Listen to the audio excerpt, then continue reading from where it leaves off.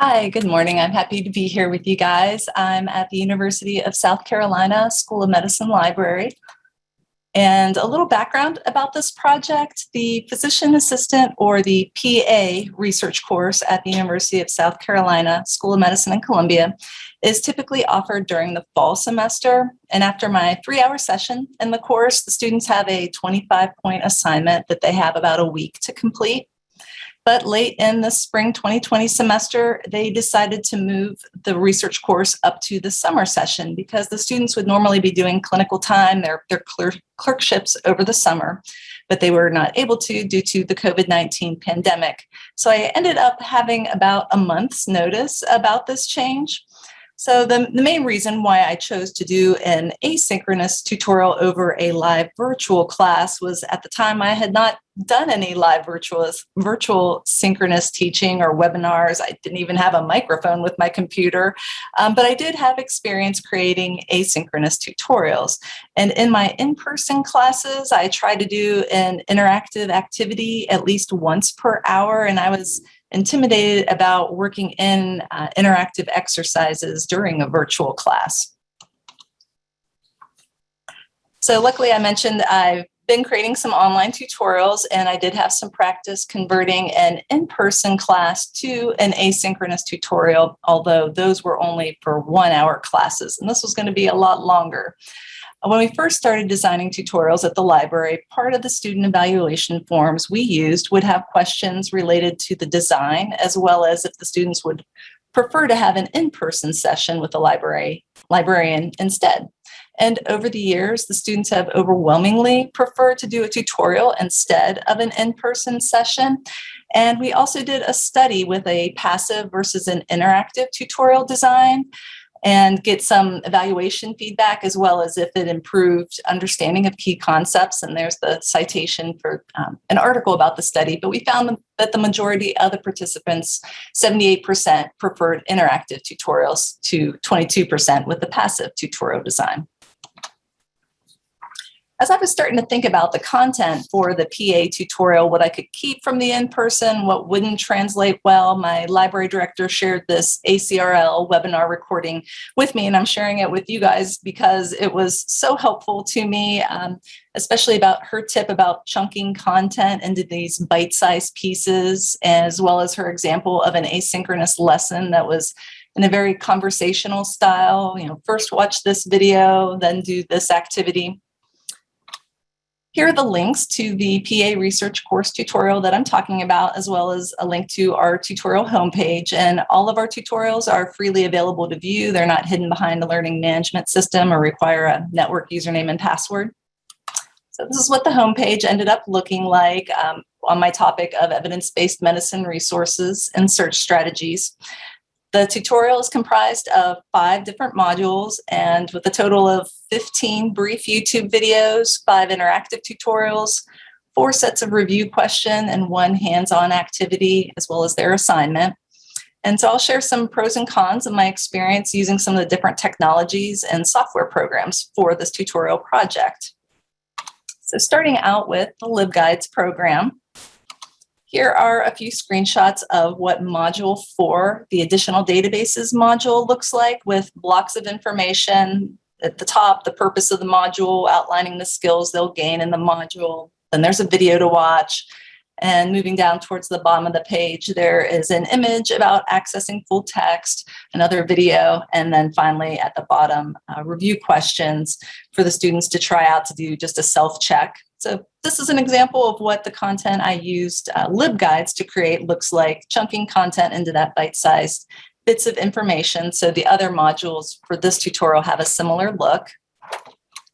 Some pros and cons with LibGuides. You're all probably familiar with the system, but it's very easy to use, quick to publish the content, easy to make it accessible. The content is stored on the SpringShare servers. There is limited functionality for educational purposes. You can't record video or do screen capture. They have a separate product called LibWizard that has a quizzing module as well as a frame-based tutorial program. Adobe Captivate is my go-to software for creating tutorials. I really like how you can create interactive search simulations with it. And so here's a screenshot of the primary and secondary studies tutorial. And there's an example of what the PowerPoint kind of slide looks like. Here's an example of a matching question. Comparing Captivate to Camtasia software, Captivate offers a bigger variety of question types that you can use. Here's an example where the user has to click the correct link. It's not a live screen. I did a screen capture and then put a click box on top of it. So the user will get an error if they, please try again if they click on the wrong part of the screen. Here's an example where the user has to enter a search and click the search button to move through. And here's the example where the user needs to select a search result. So hopefully these screenshots can give you a feel for some of the interactivity options available in Captivate. With Adobe Captivate, it's great for screen capture and video. I particularly like the publish storyboard feature, which is useful to make closed captioning or transcripts, as well as I like to use it for figuring out what I need to update from year to year. I mentioned for the interactivity, you can create click boxes, text entry, there's question slides. There is a higher learning curve with Adobe Captivate compared to a program like LibGuides. And to create, if you make simulation tutorials like we do, you got to have a web server to upload the files to. Guide on the side, the free open source software used to create frame-based tutorials from the University of Arizona Libraries is another product that I used. The version that I have access to through the main campus library at the University of South Carolina used to jump right into the tutorial, but now the version they have, it has a few instructions on resizing your browser, which seems kind of fussy to me. I just want users to be able to jump right in, start using the tutorial instead of reading a page of instructions or reading details about how to use the menu bar. So here's a screenshot of resizing the browser. But after the tutorial gets going, it's great for interactivity because the user is working with a live screen. So there's the text over on the left. You can have quiz questions. So there's an example of a question. So I really like to use Guide on the Side when I want the user to be able to view the whole web page, not just a screen capture portion of the page, and be able to run their own search on a topic and scroll through the page. Some pros with Guide on the Side: it's easy to publish, great for interactivity. There is the question option, it's accessible. Cons: you have to have a web server to install the program on it. And there are some articles out there saying that frame-based tutorials are a little disorienting to a user if they're not familiar with it. They could accidentally click out, close the box with the content. And the biggest negative for me is that I can't use Guide on the Side with any database that opens up new content in a new browser window. It breaks it. And I had high hopes when I got access to Guide on the Side that it would be really quick to update tutorials that have, the particular database comes out with a new look or a new header on their website instead of recording a screen capture. If it is a database that has a pop-up window, it's been a limiting. I haven't been able to use it with that many programs.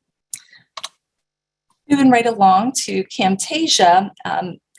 Camtasia from TechSmith. It's a similar product to Captivate. You can record screens, make videos.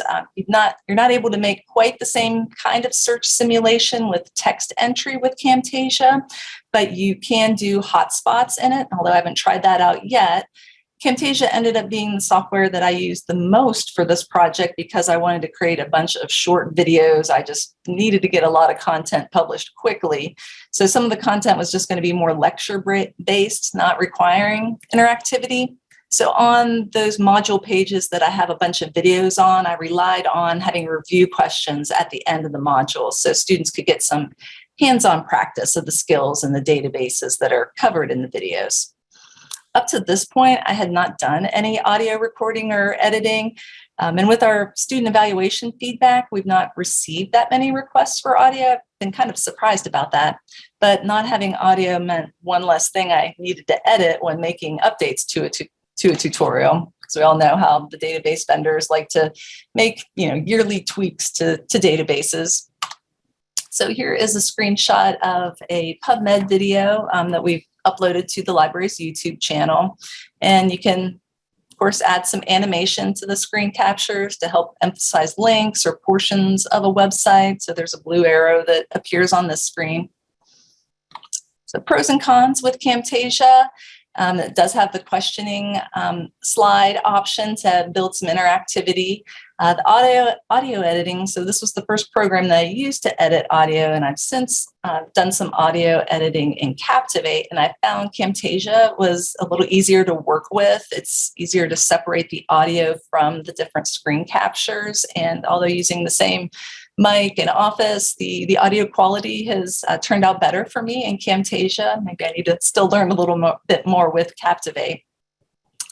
But with similar to Captivate, there's a higher learning curve with Camtasia. You've got to have server space, or if it's a passive tutorial, you can upload it to YouTube.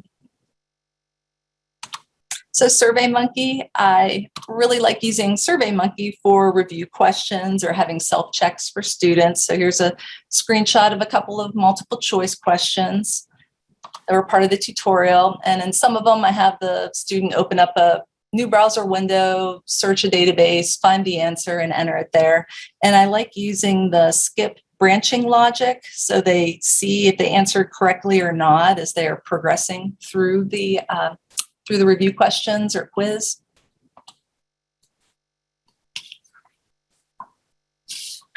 So pros and cons with SurveyMonkey. It's easy to use. A lot of you are probably familiar with it. It's great for review questions to build in some interactivity. We also use it for evaluation feedback. Compared to the LibWizard quizzing feature, I like the data export options in SurveyMonkey. They've got a PDF option. LibWizard does not, as well as Excel, so it's nice for generating reports for course directors or other colleagues.